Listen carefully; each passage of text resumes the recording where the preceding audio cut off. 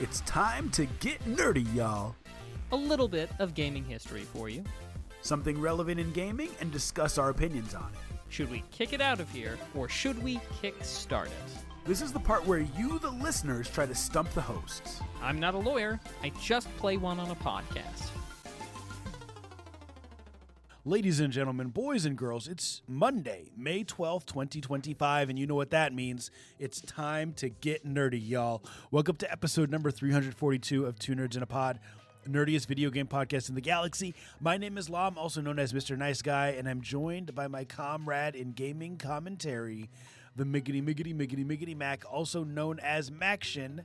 Mac, what's new in your world, my friend? Not an awful lot. I'm living the bachelor life this week, Mr. Nice Guy. Oh, what happened? Did you make the spouse angry? No, of course not. We've got a friend, several states away, who's like our age, but needed to get, some joint work done. And so while she's recovering this Mother's Day week, they were just like, well, why don't I come over, help with the kids, help with everything so that you can proper recover from your surgery. So that's where they are. So legit joint work, like joints hurt, like arms and legs. Yes, arm and legs and hip, those got kinds of joints. And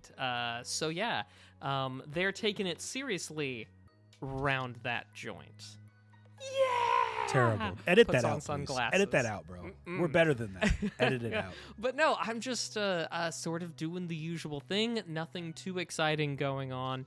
Just an ordinary week. How about you, dude? What's going on? Mac, my life is never ordinary, man. I have so much stuff going on. So here's the thing about me and my wife. We're not young anymore. We're also not old. But we're invited to a lot of stuff. We're invited to cookouts. We're invited to graduation parties. We're invited to Kentucky Derby parties, right? We get invites. It's not often that we get an invite to a birthday party because we're not at the age where people are doing traditional birthday parties. I got invited to a birthday party this past week. And I went, and it was awesome. And it was for one of the guys who is in the laser tag league that I do at Battle House. Shout out to Battle House. And it was a ton of fun. So, Mac, league, as you know, competitive laser tag. Oh, yeah. Guys my age, older than me, younger than me. It's awesome, right? Tuesday nights. So, this time, all the league players were invited. Not all of them came, but a lot of us came. Okay. Well, it was a public session. So you had like a division of league players on each team, but you also had like a lot of adults and some kids. It was mostly adults though. So it was fun, not just going 6-on-6, but having like other distractions of other people who were sitting ducks. I will just say the team I was on won twice. I was running point, shouting directions. Let's control this side. Let's control this side. Push, get the bomb, defuse it. Let's go. Good job, blue team. And then I guess it turns out in the second hour, we actually had cops on our team. Probably helped, right? Okay, yeah. And it was just awesome. So had a blast doing that this weekend. We kind of massacred the team the second hour. And I brought my son, my oldest son. So we got some dubs. It was great. Nice. That sounds fantastic. Glad you're having so much fun, dude. Yeah, it's fun. We'll get you back out there for a session with some real good players next time you're out here. But Mac, other than that, man, lots of wins in the Nice Guy household this week. Nice. For soccer. My kids are killing it. My two sons that play and my daughter that play, they're all superstars, and it's so fun to watch. There's no words to describe it. I can only imagine. Yeah, but you were doing something interesting before we started the pod tonight. Why don't you talk about that? I guess it's just a book club, I mean, you read a book, you get back together in a month, you talk about the book, and yeah.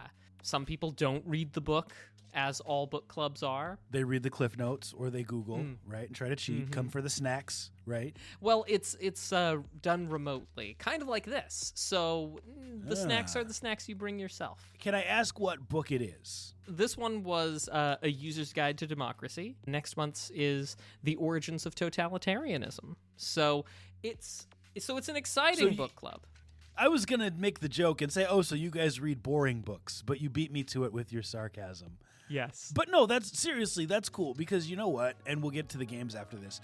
Not everything can be gaming, nerdy, Like, there has to be, like, some serious, There has to be some serious laser tag in there. Some serious laser tag. Now he's taking shots at me. There has to be some, like, something, like, political. Like, you got to be well-versed in other things than just nerd culture. So I think that's dope, actually, that you're reading that. Well, thanks. Well, I mean, I think of it like this. When we started this journey, so many years ago, I already knew that, like, the law plays a surprisingly outsized influence in the way that we play video games. So does politics. It's actually not that far away from my interest in gaming. So, dude, that's actually a really legitimately good point. So, on that note, though, we'll get back to the nerd culture. Yes. We'll get back to the games. And we're going to talk about some gaming news. How do you feel about that, Mac? Awesome. Let's do it. What's new in Vigigaming, Mr. Nice Guy? Because I'm out of the loop. So much. And I'm excited to talk about this stuff. Welcome to episode 342, Two Nerds in a Pod. You know how it works. Thanks for being here live or listening and or after the fact. We appreciate y'all. Mac, first news story comes from PC Gamer, written by Tyler Culp. Here is what Tyler writes. The Steam Deck won't be the only handheld gaming PC to run Valve's open-source Linux-based operating system later this month, and it looks like we can expect more devices to come in the near future. In preparation for the launch of the Lenovo Legion Go S with SteamOS, Valve will start rating games on their compatibility with third-party devices. That's a big deal to me. Valve expects to give the stamp of approval to over 18,000 Steam games to start with, and will include this rating on all the games it checks for Steam Deck compatibility going forward. The compatibility ratings are, quote, based on a subset of the Steam Deck compatibility testing results and are meant to show at a glance whether a game and all of its middleware is supported on SteamOS, unquote. This includes features like game functionality, launcher functionality, and anti-cheat support. You won't see the new ratings on Steam unless you've got a device like the Legion Go S, Valve said. It'll appear next to the Steam Deck verification status and tell you whether or not you can run on SteamOS, as well as many other important details, like if it requires an internet connection. Mac. Yes. SteamOS coming to different devices, and also a verification system that will tell you on this device if it's compatible on devices other than Steam Deck. I mean, I could ask for your thoughts generally, but what do you think, like, more specifically about Valve not loaning out, but giving out their OS? Is the idea that if you're on the handheld or whatever, that that they'll allow you to install that SteamOS on your other handheld, and whether or not it'll work, like it's going to emulate Linux? No, I think maybe I'm misunderstanding your question, okay. But this is more saying the Steam game will or will not work on another device using SteamOS. So it's adding compatibility ratings for Steam games on other devices, specifically the Legion Go S. Okay. So effectively, SteamOS was on the deck. Yeah. Right? Yeah. And it wasn't really other places. Now it's going to be other places, and they will provide a compatibility rating to say this works on the Legion Go S, right? Or this works on other devices in the future that will also have SteamOS, which is no longer exclusive to the Steam Deck. Okay, so that makes sense. I don't know much about the Legion Go. Do you think you have to do anything special to the other things to put the SteamOS on it? I don't know, man. I don't know. It almost sounds like it's the default system or the default OS. It does, doesn't it? But like back in my day, I remember that if you wanted to like do stuff, if you wanted to install other operating systems on devices, usually it required you to like jailbreak things or to void warranties in order to make it happen. Well, I'm reading this and it sounds like the default system is going to be Windows 11. Okay.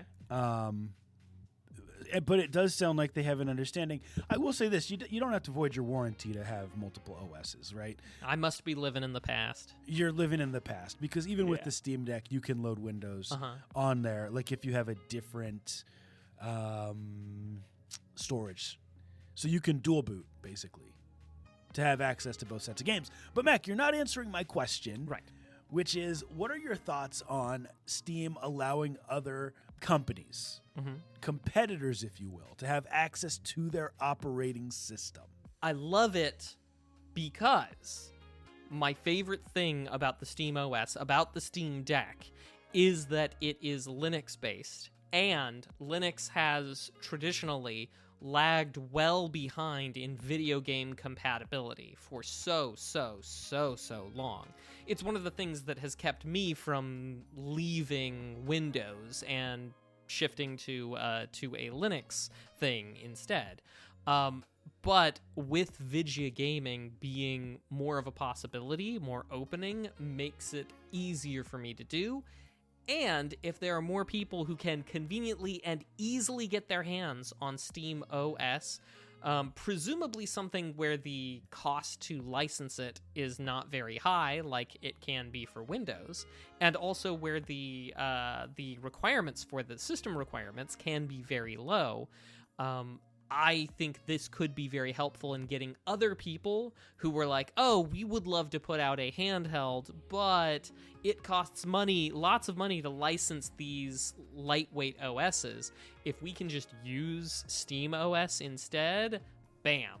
And then that just improves Linux compatibility for more and more games, the more that we have people playing video games on Linux handhelds. So this is super interesting because as I Google deeper into this, I should do my research beforehand, right? But it almost seems like there will be two versions, just as I'm reading this. It says there will be a Windows 11 version, and then there will be a Steam OS version that's more designed for gaming. It says it offers a streamlined interface optimized for controller input and seamless access to the vast library of Steam, says Tom's Guide. So that's interesting because you can ultimately access Steam on Windows, or you can just have the Steam OS on there like you do on the Steam Deck and immediately have access to all those games. Here's what I'll say. I think that it's good for Steam, right? I don't think that anyone who's using a handheld gaming PC doesn't know what Steam is, right? Or at least the majority of people. But I do think that getting their name out there even more will do nothing but increase sales. It's going to make less people want to go to Humble. It's going to make less people want to go to GOG. It's going to make people go to Steam by default. So they're going to get more sales. And especially by providing the compatibility ratings, it's going to make more people buy stuff. I do think the compatibility ratings are a little bit redundant because I would assume that if something is Steam Deck verified and that I can get it on Steam OS on the Lenovo Legion Go S, that it's also going to be playable, right? I would just assume that. So I feel like the Steam Deck ratings are probably enough. Just my thought. And those are my thoughts generally. You know, I kind of wish that Steam sometimes would be a little bit more selfish. I love the Steam sales. I love the deals. I love how generous they are with their return policy, right? I've returned my Valve Index sensors a couple times when they broke without my fault. But like I feel like they should charge Lenovo Legion Go. If they're not, they should get something out of that partnership. So I didn't really have that much time to look at it, but from what my brief little bit of Googling, it seems to indicate that Steam is not charging anything for Steam OS for slapping it onto your systems. I'm sure there's some kind of an agreement that they want, but it seems like it's free, which I'm a great choice for a lightweight gaming operating system. I love Steam, and I think that they're doing good work. I think sometimes you got to value what you have, though. Like, you created this great OS. Don't just allow anyone to use it. Like, I like open source. I get it. I also get that they allow people to mod and do all type of stuff. So it's kind of on brand. But I just feel like what's really setting the Steam Deck apart at this point from other handheld PCs? Don't go the way of Sega. It also might not be them undervaluing what they have. As part of using Linux, they may have entered into an agreement that it would be open source, the OS, and that they can't license it because that would not work with what they had agreed in the first place. It could be. Well, we could talk about this. Is a whole podcast episode, but let's keep things moving. Let's keep it moving. Think you made some good points. This next one's from Kotaku.com by Zach Zweisen. Mac, this is like kind of a big deal, but kind of not. This is about the Nintendo Switch. Zach writes, Nintendo's upcoming video game console, the Switch 2, will include a nifty feature that will help protect your battery and keep it running for a long time. And all you have to do is sacrifice a bit of playtime. As revealed via the Nintendo Today mobile app, the $450 Switch 2 will ship in June with a feature that will let you prevent the console from fully charging its internal battery. This optional battery preservation option will instead see the device max out at around 90%. This means that if you have the setting on, your battery will rarely, if ever, be fully charged, costing you some playtime when out and about. So why would anybody choose to use it? Well, here's the answer, Mac. It says, well, because it's a really good for the Switch 2's rechargeable lithium battery. These types of batteries can degrade over time if kept in a fully charged state. This is why you shouldn't leave a phone or tablet plugged in overnight in charge while you sleep. It can quickly ruin your battery and make it die faster. Sacrificing 30 minutes to an hour or so of Switch 2 battery time in exchange for a device that will last longer and hold a charge better for years to come seems like a smart trade. That's what the author says. Mac, what do you think? Are you charging your stuff up all the way, or are you using those features that are often available on phones to have 10% less battery life but let your stuff last longer in the long run? So I have found, personally, I usually charge to full on my phone. But I have found that usually I get a new phone before the battery degradation winds up being that much of an issue. Now, the Switch and the Switch 2 might be a different animal because, well, let's see. How many years are we on the original Switch now? 2017. So effectively 8 years, which is crazy to think about. Indeed. So I think it probably makes a lot more sense within these contexts, you know, where you're going this many more years while still keeping the same hardware. Assuming we get the same mileage out of the Switch 2 as we got out of the original, then yeah, those little bits are going to add up. But if for like your phone, you're doing the sort of thing where you're, you're getting a new one every 3 or 4 years, then that's probably not going to be the biggest thing. Most modern battery tech is good for a number of power cycles that most people aren't going to hit during the usability. So, I mean, it is cool, though, and I do like it, and if I had a Switch 2, I think I would probably take advantage of it. You know me, I've still got a NES, a Super Nintendo, a 64, a Wii. Me too. To be fair, though, those are not battery-powered, right? It's true. Those you just plug in, as we all know. Mm-hmm. But I can definitely see myself, if I had one, I would be hanging on to that console. It would be... Yeah. I would be getting lots of mileage out of it many years later, is all I'm saying. Well, even with the Steam Deck, you can actually go in and you can test battery health. I forget how you do it, but you can look at the health of your battery and see, is it 90%? Is it 95? What is it at? You know, now that we've had them for several years. I've had the Switch from launch, the original Switch, and I've had no issues with battery life. I play it docked a lot when I did play it.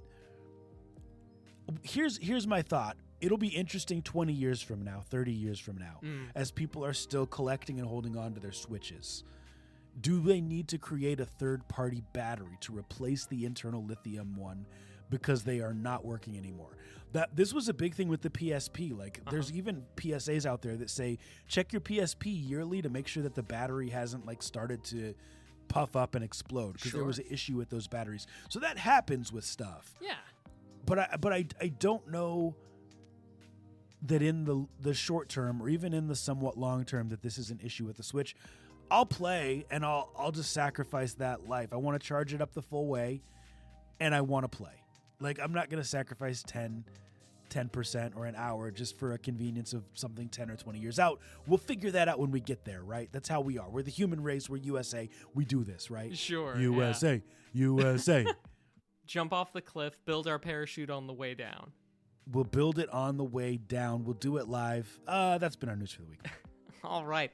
Well, now we turn to the past with some video game history. Shout out to AR Wilson and Galvatron for being here with us this evening. So, Mr. Nice Guy, we have had some cool stuff happen over the past years this last week.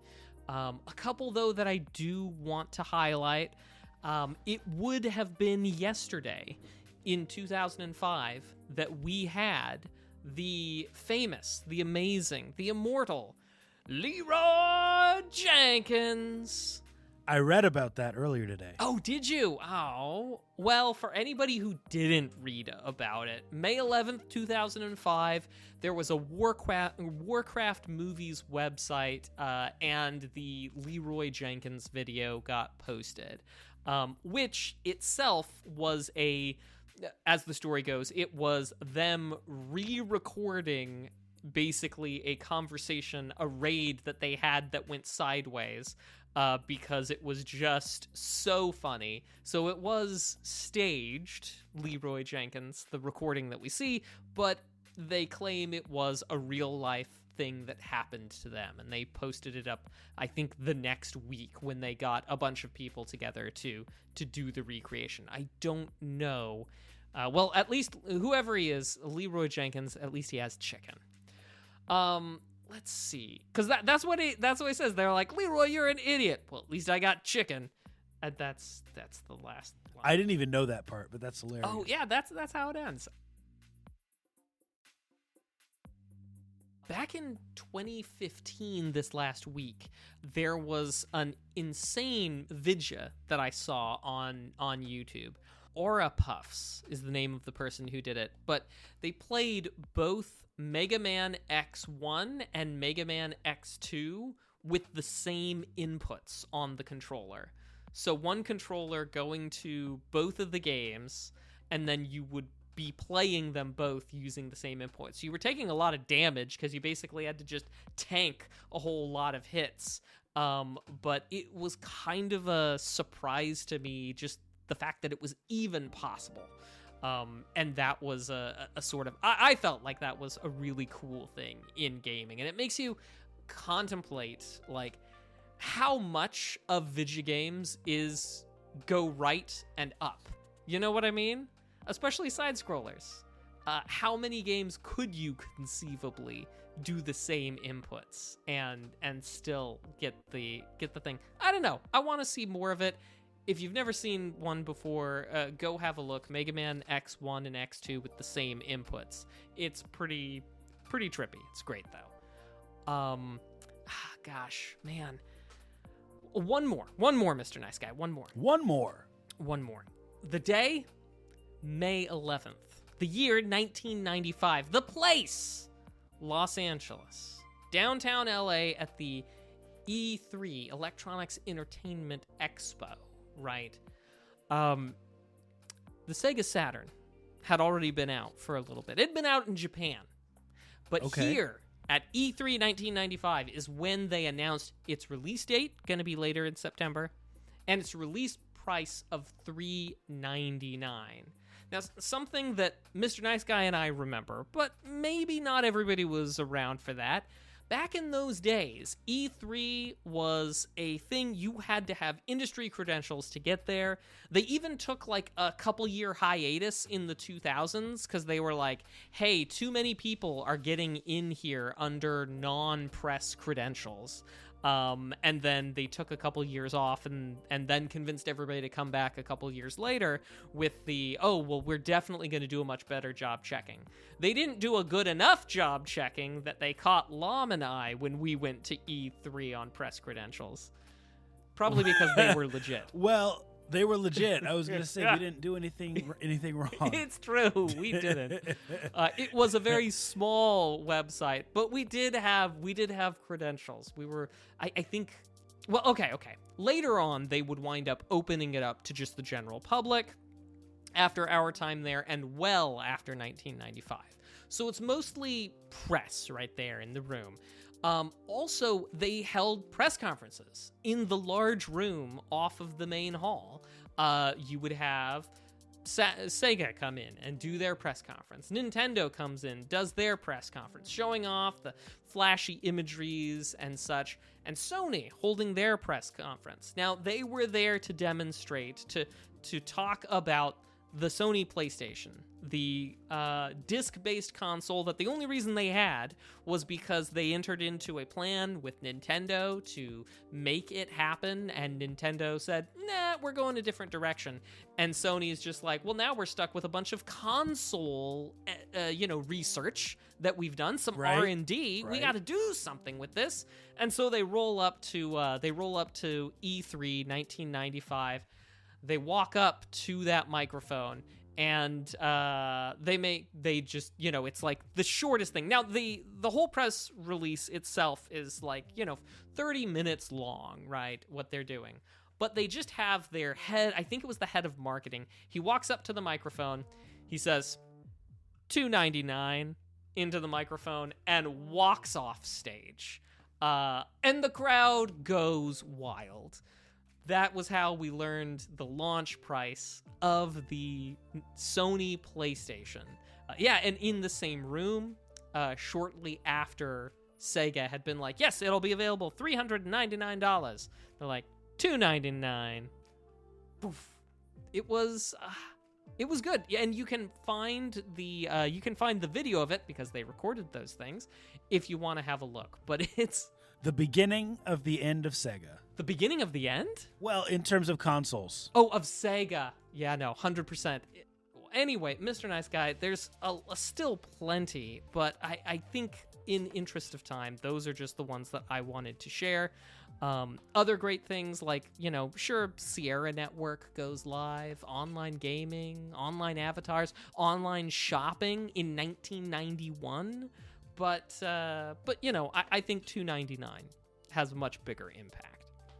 So that's some history for us. Nice. I love it, dude. I remember the days of them saying we would debate who won E3, right? Like, was it Nintendo? Was it Sony? Was it Microsoft? Who won? Who had the best presentation?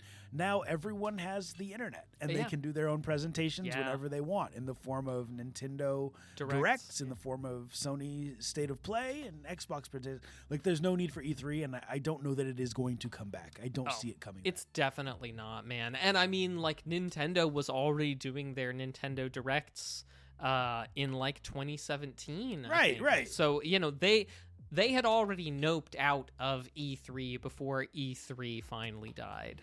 It was the Game beginning Awards of the are end a thing. for that. Yeah. Yeah. Why travel to LA, as fun as LA is, I mean, to hear about look, games? I'm saying Game Awards.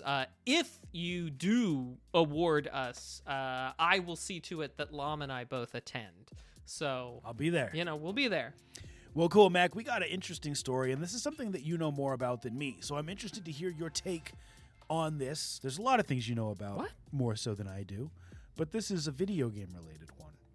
And it's on GameInformer.com, which, by the way, if you didn't know, Game Informer has been back for a while, which I am very happy about. Love Game Informer. This is written by Kyle Hilliard. Here's what Kyle wrote. On a recent episode of the Tiger Belly podcast hosted by Stardew Valley superfan Bobby Lee, Stardew Valley creator Eric Barone said that a sequel is a possibility.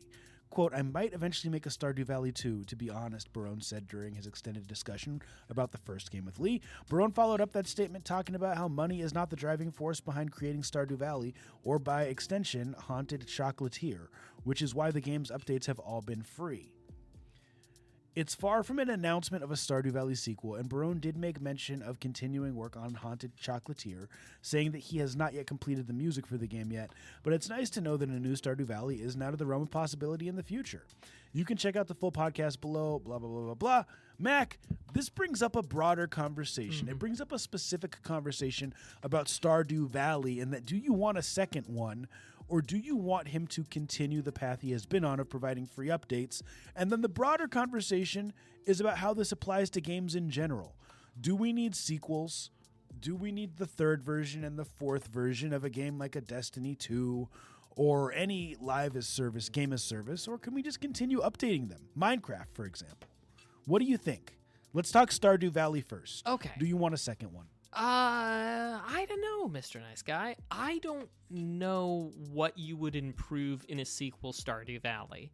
Now, to be fair, Stardew Valley was kind of my first game in the sort of cozy farm type game. So I don't know. Even though that subgenre of games has had plenty of life in things like Harvest Moon, which is the only one coming to mind right now, but I know that there are plenty of others. So, and you wouldn't make another game if you didn't feel like you had something to offer. It's not a Madden game, so we know there's something new every time. Oh, come on, man. I don't know what you would improve on in Stardew Valley. Not that it is gaming perfection, but like, I don't know what you would change in a sequel to really improve the formula. There was a point where, and I wish I could pinpoint it, where we stopped being impressed with graphics. Mm-hmm. And retro graphics started to make a comeback. And I think that's a big part of why the idea of a games as service is so successful, is because we don't get as excited for a new console because the graphical improvements are more and more minimal than they used to be. The jump from Nintendo to Super Nintendo was big. The jump from SNES to Nintendo 64 was big, 32 to 64-bit. Now, you can have a game like Stardew Valley that's 62-bit and just update it with new content. And that is more what the gamer cares about, in my opinion. Mm-hmm. It's not about, oh, this one looks so much better than the last one, and now it has cell shading, or now it has, motion capture, and the graphics are better. You can see the pores on people's skin. That's not what makes these type of cozy games in specific as fun. It's just about the content and the grind and the social aspect. Mm-hmm. Generally speaking, though, with a game like a Destiny or a Monster Hunter, I'm trying to think of other examples. I think it's important to continue to have sequels. And I use those as examples because they are somewhat story-based. And so it's not just that we need a new story, but it's that people psychologically start to feel like a game gets stale after a while. Mm-hmm. I was reading the other day that Destiny 2 is about to have another year of content. I haven't played Destiny 2 in years, and I loved the game. Uh-huh. But the idea of me getting back into Destiny at this point is not going to happen until they come out with a new base game where I can get caught up on the story with a YouTube video and dive back in and play the DLC for year 1, year 2 until I get bored. It's not the same as Stardew Valley because it's a different beast. And if you want to bring in new players and maybe get some more of the market share, you've got to come out with a new one. And so for that type of game, I think we do need a sequel or a third one. Yeah, I think we definitely do need sequels, especially with, the graphics maybe haven't become so much better, but there can often be a lot of stuff on the back end, the game engine allowing for more and better things. So I would love, and that's kind of where I'm at also with the Stardew thing, is I don't know what additional mechanics they would want to put in that aren't well served by the current game engine. But I could definitely see if there were things that you needed or wanted to add, but their implementation, can't be there for whatever reasons, that a new thing might be well worth it. A new engine or a new, and at that point in time, you're just going for a whole darn new game. It's interesting with these survival crafting games, if you will, the idea of making a sequel. It's a little bit more frustrating than making a sequel to a Destiny 2. True. They've done a really good job of making it all about the character and the armor and the guns. And those are constantly being upgraded. And the level. And so if you jumped into Destiny 2 or Destiny 2, year 3, they'd provide you with a thing that says, hey, now you're equal level as everyone else, and you can start to earn gear rather than having to level up. With a game like Stardew Valley, Mac, I feel like people have invested time and energy into building a community, right? Mm-hmm. Building a farm, forming in-game relationships that may not carry over to a sequel. And so people may be less motivated to get into a second game. I could be wrong. You played it more than I did. I mean, I do love Stardew Valley. I think it's one of those things where maybe I just don't see it, but yeah, I don't know what you would add in a sequel. I'm glad he's open to the idea, but I'm also glad that we're still getting the updates to the original one. And I would hope that even in that situation where we got a sequel, that there would still be content updates and the like for the first one. Does the idea of losing your world, your in-game world that you've built, or a co-op world that you've played in with friends, make it less appealing to move on to a second game? No, because part of what's fun about it is the progression, the starting with not much and pressing forward, getting there. The journey is fun in a lot of cases. And I have found in Stardew, I'll get close to sort of the end game and I'll very much lose some steam because I've already been there. I already know what it's like. Sometimes being practically naked and afraid in the caves as bats are coming around and I'm struggling against these low-level mobs. Sometimes that's the funnest part. So, the conquering portion is quite fun. So I don't think it would put me off knowing that I would have to leave behind the old saves. It's the friends we made along the way. Indeed. You know what? We could have a whole conversation because I'd love to hear your thoughts on why Minecraft has not ever needed or talked about a sequel, but I don't know if we have time to dive into that. So maybe that's a conversation for another day, unless you want to tackle it. No, I think it's fair to talk about it another time, but I mean, also at the same time, I haven't played Minecraft in a little while either, so... Yeah, I don't know. Okay, maybe then I got to ask you this real quick, though. Yeah. On that note, would a Minecraft 2 make you dive back in? Because that would be really telling. It probably might make me dive back into the first one rather than dive into the second one. Yeah. Okay. Well, for the sake of time, that's been Topic of the Week. All right. Well, now we turn to a crowdfunding project that's trying to get off of the ground. You know this segment. We call it Kick or Kickstart. I am putting a link in the chat to this crowdfunding project, and we'll talk about some of the virtues and the vices. This is a little thing called RPG Me. It is the main conceit of this. What they're looking for $20,000 to fund, and they have 48 days left to go. I might hit the refresh button, but mine is showing that they're at about halfway to their mark. This is the first Kickstarter by a crew called RPGme.ai, and basically the plan here is that you will give the company RPGme AI, you'll give them some images of, say, a person you want to make a game about. Maybe that's you, maybe that's your friend, maybe that's, whatever. And you'll also tell them about what type of a game you want. Like, what are you into? Your interests. Or in the case, they very much present this as a list of like, oh, hey, you could do this for somebody else. And then give it to them once it's complete as as basically a present for them.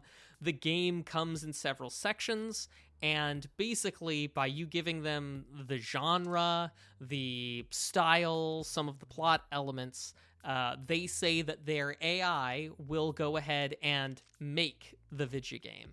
Their AI will take the pictures you send them and pixelize them. And then they will send you essentially chapters and for you to play through, for you to approve. And it looks like 5 or so chapters on a game. And then, bam, at the end of it, you have a complete game made with your input, but created by their AI so that you don't have to know how to make a video game. So that's the main conceit here. Now, if you are interested in getting into that, they're basically going to charge you something in the neighborhood of $10 or so per game credit, which you can redeem to have a game made. For example, their early bird special, $29 for 3 game credits. There's like $50 for 5 game credits. And from there, it just goes on, including, beta access and such, which they claim to have beta access available now. They are setting, however, December 2025, so end of this year, as when this will be available for the normal folks, for them to redeem their credits in order to get the personalized games made. So far, they've only demonstrated the pixel art and the general old style, whether that's kind of over isometric as well as side-scrolling style game modes. But there's a lot of questions we don't know the answer to as of yet. All right, Mr. Nice Guy, that's kind of the best little breakdown that I can give for what it's supposed to be. What you thinking? So let me make sure I'm understanding this. So yeah, you put pictures in, and then it generates an AI-generated game for you. Mm-hmm. But if you have 3 credits, it'll make like 3 games, and then you're done, right? You can't just constantly be putting new stuff in. Basically, they'll give you, you'll put in your credit, right? And then it'll be like, okay, what kind of game do you want to make? What sort of pictures do you want, do you want to throw in there? The AI will scan it and output stuff based on what you said you wanted. And then it'll basically give you a chapter. It doesn't say how long a chapter is in this, but it does seem to indicate that it's supposed to be something on the order of less than an hour for a chapter of the game. It looks like they have physical Game Boy cartridges available. Is that right? So yes. That's where it gets confusing to me, because how do I upload my pictures, right? Exactly. And then have it come out physical. Yeah, so their claim is that what they'll do is, after you have approved the game, right? So it'll go multiple chapters, right? And you'll be like, okay, yes, this chapter's good. Okay, and then the AI will work on the next chapter, and it'll ask you for more information, more input.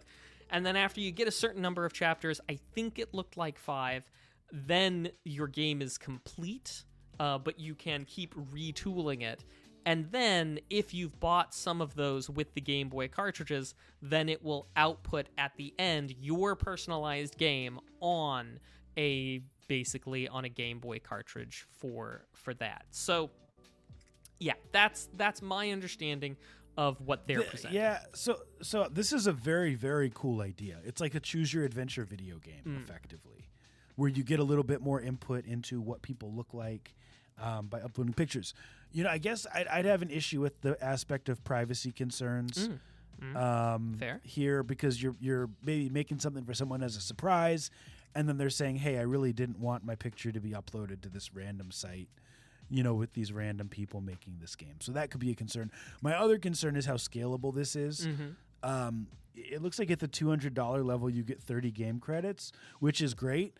And since AI is doing the heavy lifting, it probably won't cause a backup in terms of getting things out, but it could at the physical game level.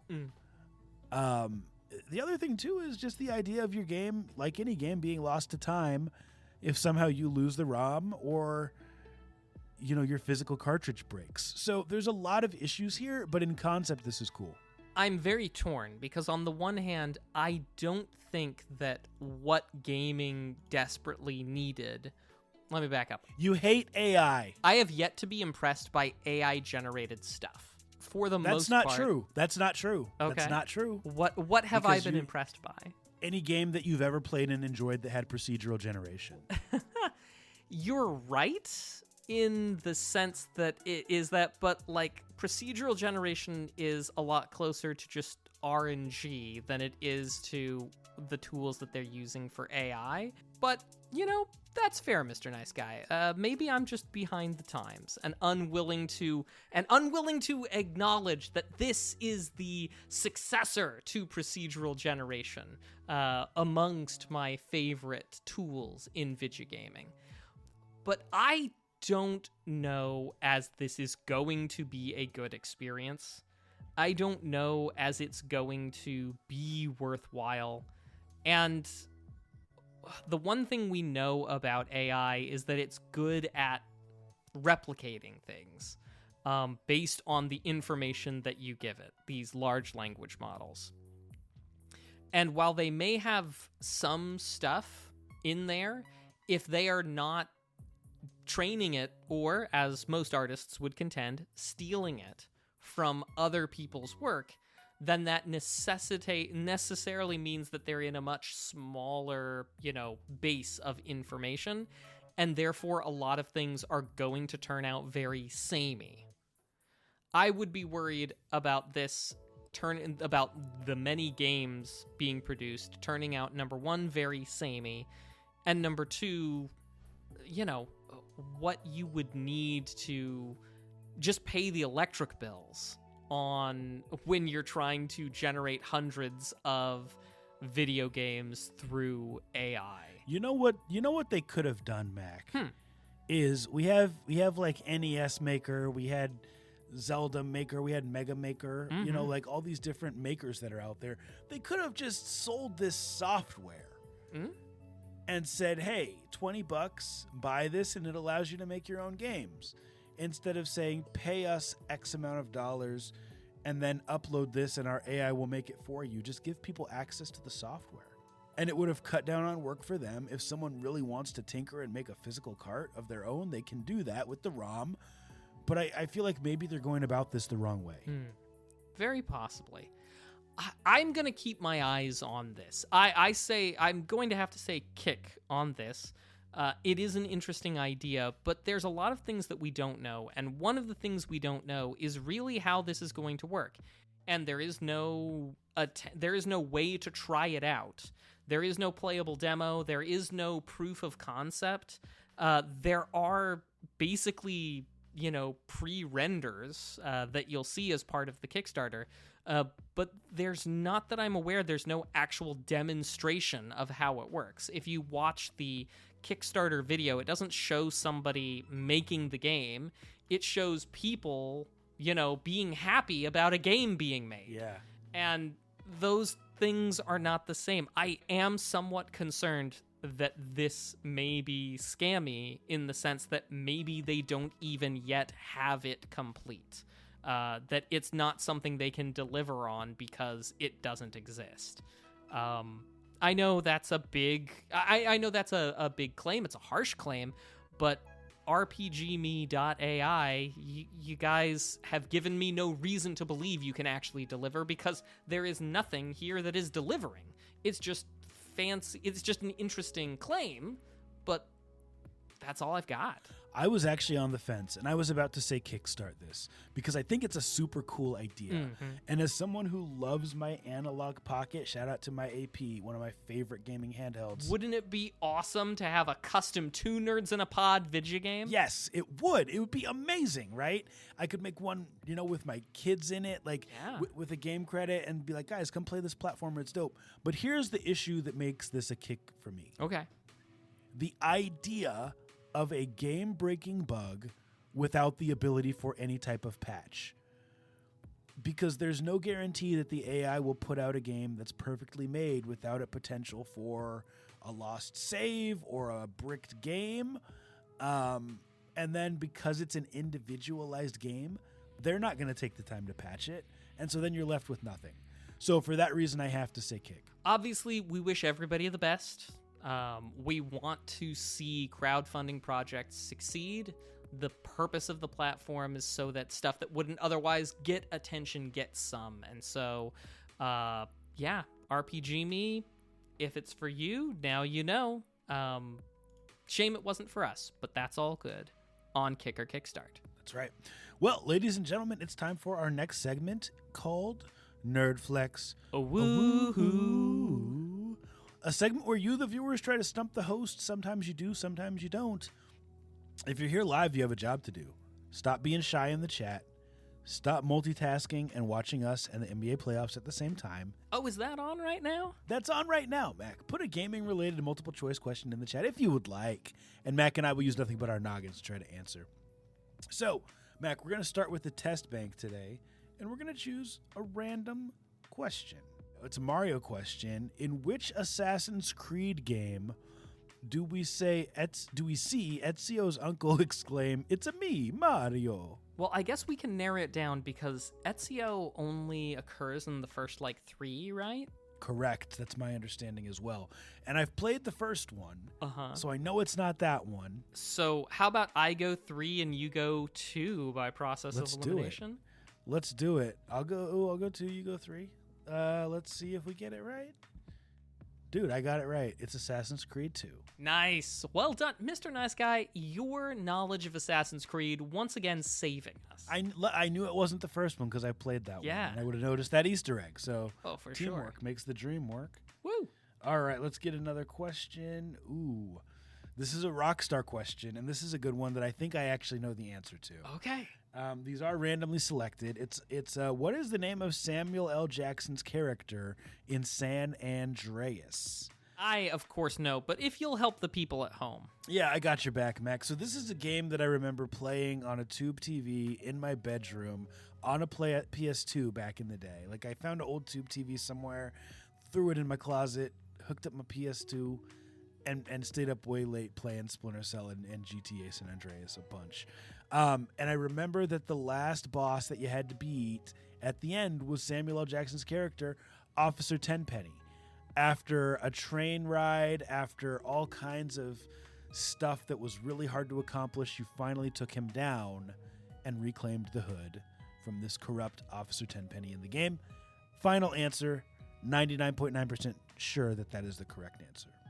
And it is indeed Officer Tenpenny. Nice. What a great memory. Well done. That was the first game I put dozens and dozens of hours into. I loved that game. Nice. Well, we We're have a back. question in the chat from Oh, Galvatron. yeah, what is it?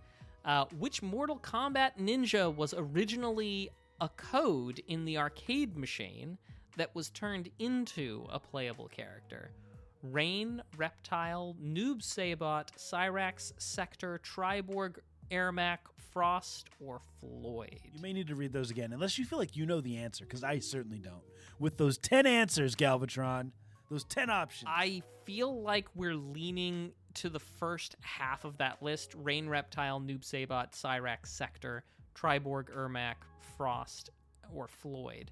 I'm leaning more toward the first half of that. I feel like Noob Sabot is the one, but my memory is sketchy about this, mostly because I didn't play much Mortal Kombat. But I did watch the movie. I would have the classic movie, the great movie Mortal Kombat. I would have probably gone Reptile. I'm gonna go Reptile. Yeah, and I'll go Noob Sabot. So let's go with you, because Reptile's too easy. Let's go. Would you say Noob Sabot? Noob Sabot. Galvatron says Ermac was a code for Error Machine. The fans thought it was a hidden boss, and they turned it into an actual playable character. Okay, very, very cool. You learn something new every day. Every day, and that has been Nerdflex. Thanks, y'all. All right, well, now we turn to a little bit of legalese. Legalese. So, today we're going to talk about the legal perils of live service games, Mr. Nice Guy. Okay, we have a theme today. We do. Now, you may recall that back in episode 332, we had we talked about a little something about Destiny 2. But I've got an interesting update. One person said that Bungie had stolen his fictional work and used it in Destiny 2's storyline. Bungie said, that's nonsense. They made a motion to dismiss. And that in law stuff is when you say, Your Honor, we really don't need to go any farther because there's no real case to resolve here. If you can succeed in a motion to dismiss, it will save you tons of legal fees. So you really do need to come with your best evidence to make a motion to dismiss happen. You have to prove likelihood of success on the merits. You got to make a real good showing. Bungie's multi-million-dollar law team obviously going to bring their absolute best. So let me go ahead and quote them from it. Please do. Quote, because Destiny 2's narrative is only available to players in the form of a live service video game that has changed significantly over time, and physical copies of Destiny 2 and any 2017 version of Destiny 2 are no longer available, the attached YouTube videos are the best possible way for the court to review the accused work. Cue the 10-hour video from YouTuber My Name is Beef and another video that was just all the cutscenes from Destiny 2 spliced together. Both of these videos, fan works on YouTube that were almost certainly copyright claimed by Bungie, so that ad revenue for those videos came to them, no doubt. I am engaging in a little bit of editorializing, but it seems likely. And we have our answer. According to the judge, linking to a fan video with cutscenes and a 10-hour playthrough video is not enough evidence to dismiss the case. As a live service game, Destiny 2 does not exist today the way that it existed then.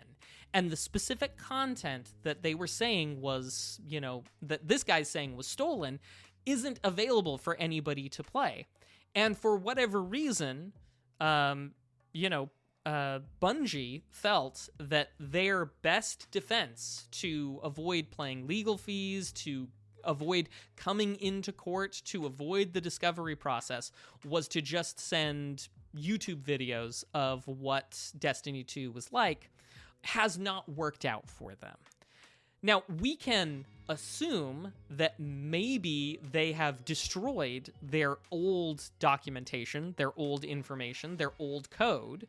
We could assume, because that would have probably been significantly better for their case. I would certainly argue there's probably things that you could admit into evidence about the old storyline, like planning documents or things like that, that might show that you didn't in fact steal this from another source. They either did not have those or were not willing to share them. We're just left to speculation as to why. But I will say that I am excited for this lawsuit, not because I think the dude really has a case, not because I think Bungie actually stole his storyline. I have no real idea about that, but I am excited about the prospect that a case like this might convince game companies to take better care of their legacy content. If they have a live service game and there is a theory, there's a possibility that you would be in the position to lose in court because you did not maintain original documentation on the game, how it was made, or the storyline involved, that meant you were opening yourself up to legal repercussions later down the line. It doesn't seem like the most fair, but maybe it might convince some of the bigger companies to take better care of their data and help preserve game history. Even if we don't get the live service game in the same format, we still get some maintenance of something from the past. So, silver lining? Maybe, Lom? I don't know. Maybe. We will see what happens with this case. It's not the law, but it is some legalese. It is. I will say this about, the you stole my idea thing. Uh-huh. So hard to prove. Oh, yeah. It really is so hard to prove. It's in comedy, I think that more and more people have started to acknowledge that parallel thinking happens, right? Yeah. J.K. Rowling was sued for the Harry Potter books, right? And someone said that they stole my idea, and my idea was actually way better, but hers was commercialized and ended up getting big. So, this type of thing happens all the time, but it's so hard to prove, it's almost not worth it. But it can result in some more notoriety and some more sales of whatever it was you created. And so I think that sometimes that is why people do.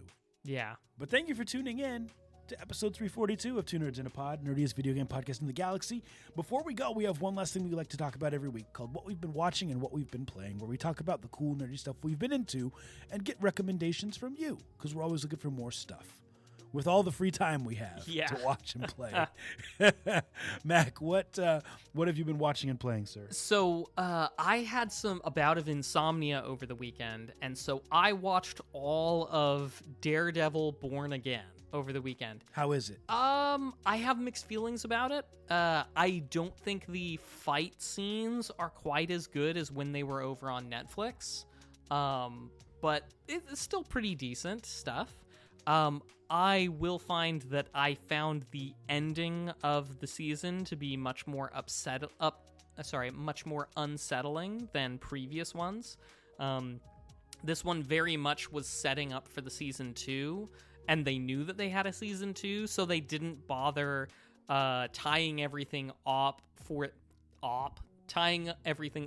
the end of the season, because they were like, oh no, this is really going to be season 1 is part 1, season 2 is part 2, is what they were going for. And that's most of what I've been watching. As for playing, though, I got back into an old Flash game, Mr. Nice Guy, from my college days, called Gemcraft. It's a tower defense game. I loved it back in the day. I gotta look it up. Quite some time ago, they made a Steam port for it, but my gosh, dude, it feels like being back in that computer lab at 8 p.m. procrastinating on a paper. So good times.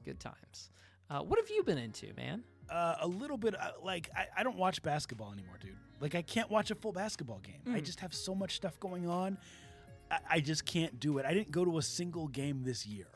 Wow. But I have been watching the highlights of the playoffs. And as far as actual watching stuff, a little bit more of the Fear of the Walking Dead and The Last of Us Season 2. That's really all I've had time to watch. And then YouTube, right? I spend too much time on YouTube. As far as playing, nothing modern, man. Like, it's interesting. It's going to be interesting when we do the Game of the Year episode, because I haven't played a lot of the stuff that's come out. I've been on this bad boy, on my Analog Pocket, going through my Game Boy game collection. And so this week, you can't really see it because it's getting blurry. Batman the Animated Series, nice. A game that I picked up from Press Start Games with our good friend Kingler, who went to Midwest Gaming Classic with us several months ago. We went up on a road trip, and I picked up that and a few others when they had a buy two, get one free. And I'm finally getting around to it, and it's a great little Game Boy gem.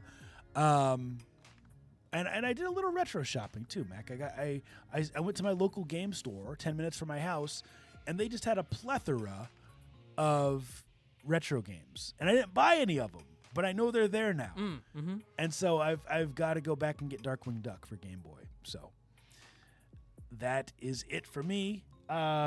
And I think that's it, man. Do you want to take us home today? Absolutely. Thanks, everybody, for coming out, for being a part of episode 342. We appreciate you being here, and we hope you've enjoyed. Now, if you want to catch us live, you know that you can come to twitch.tv/2nerds in a pod on Mondays at approximately 7 p.m. Pacific, 9 p.m. Central, and you can watch the show live, you can chat with us, you can tell me how wrong I am when I'm talking about my opinions on sequels, and we will see it.